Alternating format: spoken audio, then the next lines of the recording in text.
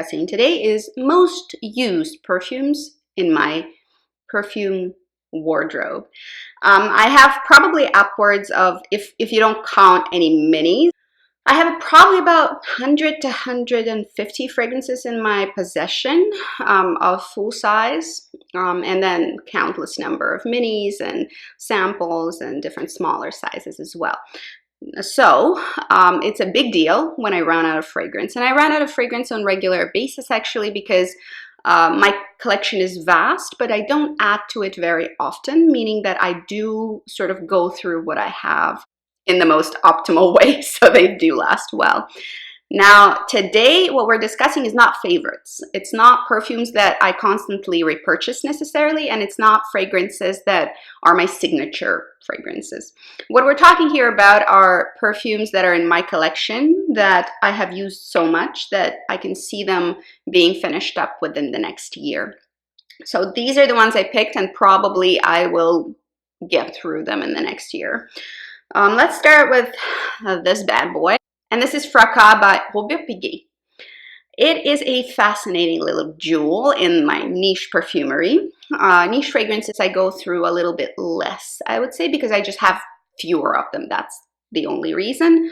But Fraca has been with me for probably about 4 years, and I bought it because of the iconic status of it, because I wanted that in my perfume library, in my brain, and I wanted to try and wear it. It's a powerful beast of a tuberose. It's a face puncher of a fragrance, and it's very easy to overdose with it. So you have to be very cognizant. If you own it, just please dose it in a very, very, very small amounts. Around the back, something like that, or behind the knees, you know, somewhere where it's not going to like be thrown into people's faces. But it's a beautiful tuberose if you do like tuberose. Tuberose is not my favorite flower. I've struggled with this fragrance for a while, and then I've come to terms with it because of the creaminess and smoothness of the flower.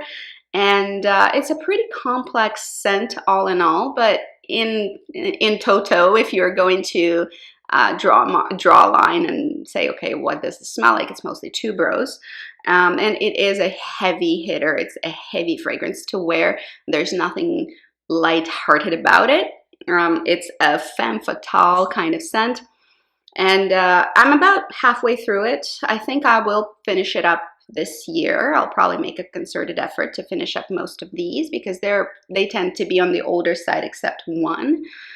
But Fraca, I don't think I'll buy again. I think it's a little bit too, I think it's a little bit too vintage for me. And it's weird to say because I love vintage smelling fragrances, but this is a little too 80s vintage, which is not usually where I like to go.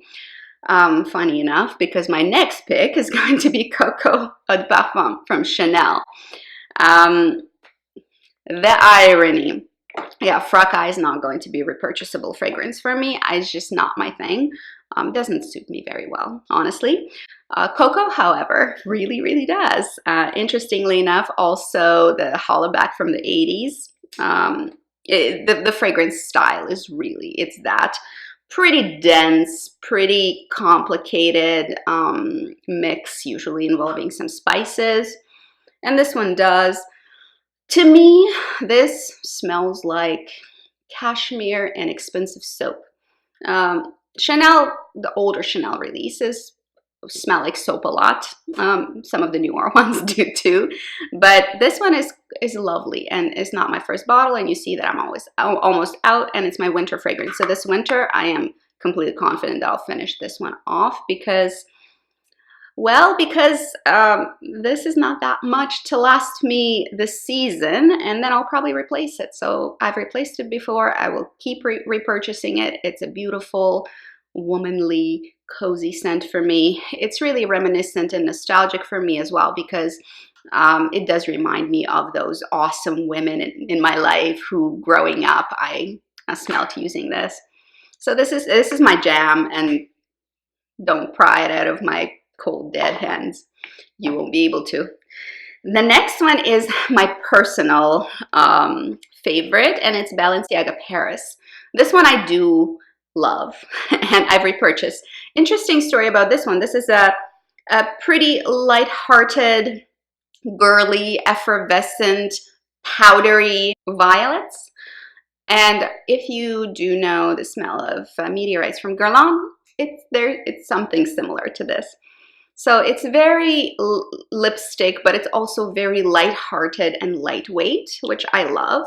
I love the packaging. It's supposed to remind us of a bird cage, and I think they did it very well. It's beautiful. The scent is beautifully constructed. It wears very well. It suits me.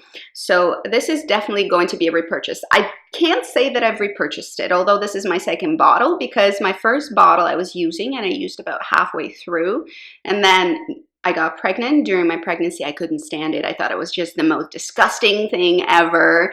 You know how hormones change your sense of smell as well. I really just flipped 180 and I was like, I can't even stand this. This is horrible, gross. I will never wear it again. And I gave it away. So this is my second bottle. I repurchased it after I delivered my child. And I have to say, my sense of smell went back to where it was before, and this is delicious and beautiful and girly and lighthearted and happy. So I bought it again, and I'm halfway through again, which means in total I probably used up one bottle. I will be repurchasing this guy. I don't know if I'll finish it in the next year, probably, but it's lovely. I really enjoy it. Next we have Covet by Sarah Jessica Parker. This is a budget scent that smells like a niche scent.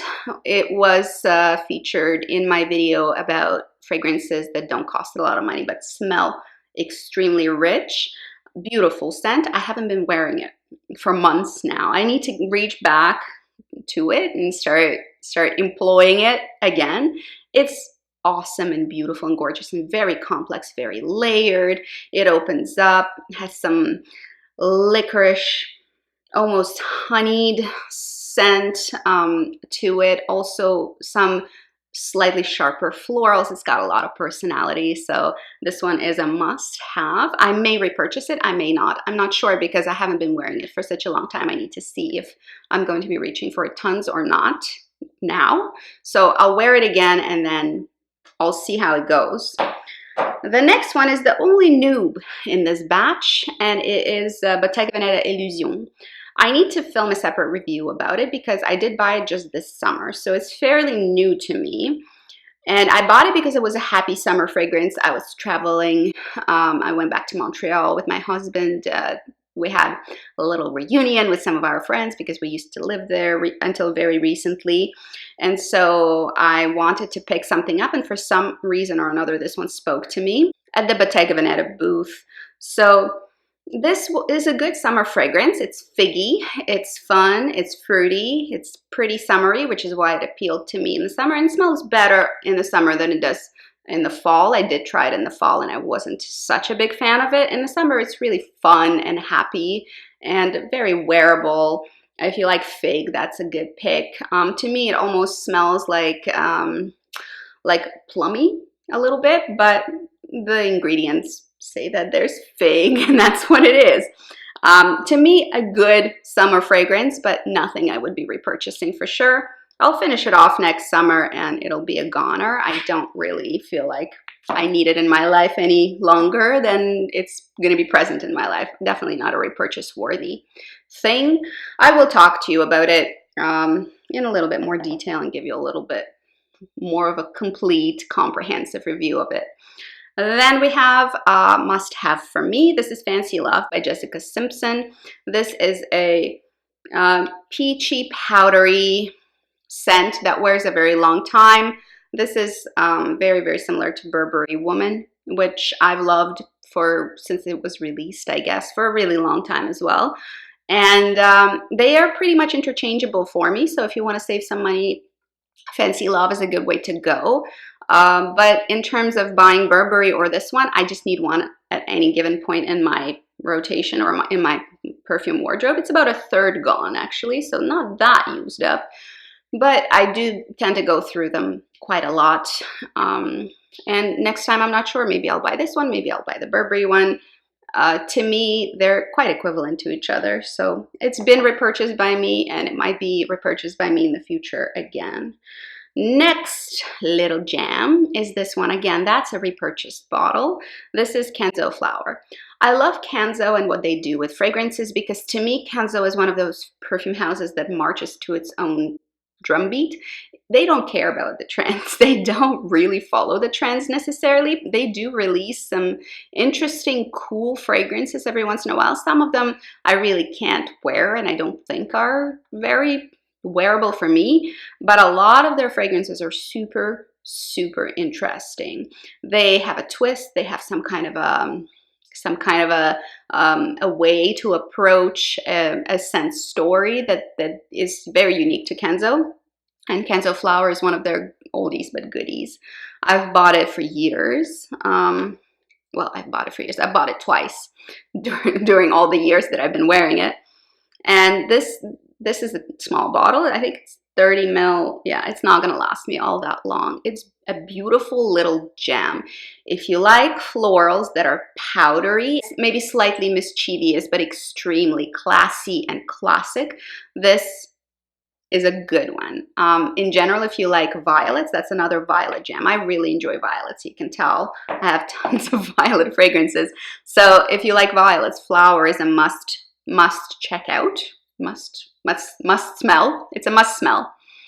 It's really quite lovely and I enjoy wearing it, especially in the spring. This is a very good fragrance for the spring for me, or that demi-season winter going into spring. For some reason, I really gravitate towards that one at that time of the year. Let me know if you have any fragrances that you're finishing up or that are sort of on their way out of your collection. And also let me know if you're one of those people who has a perfume fragrance signature and that like you have one or two that you wear always, one for daytime, one for nighttime. I know people like that and I think it's super cool. I couldn't do it because I'm a glutton when it comes to fragrances. So for me, having a large selection is important. But it does mean that I have a lot of fragrances and I go through them quite a bit because I usually buy the smallest size because I'm never sure if it's going to be a permanent staple or not. Now, in terms of things that I will not repurchase, these two I'll definitely not repurchase, and Covet I haven't decided quite yet. Coco I've repurchased many times, don't know how many. Balenciaga I'll definitely get again unless I have another one of those weird flips with hormones, but probably not. Fancy Love / Burberry Woman I'll be buying. This is a stand-in for both. And Flower I will also be buying again once I run out. I hope it was fun for you to watch. Let me know down below about your choices and your selection. And that's it. See you guys later. Have a wonderful day and good luck. Bye.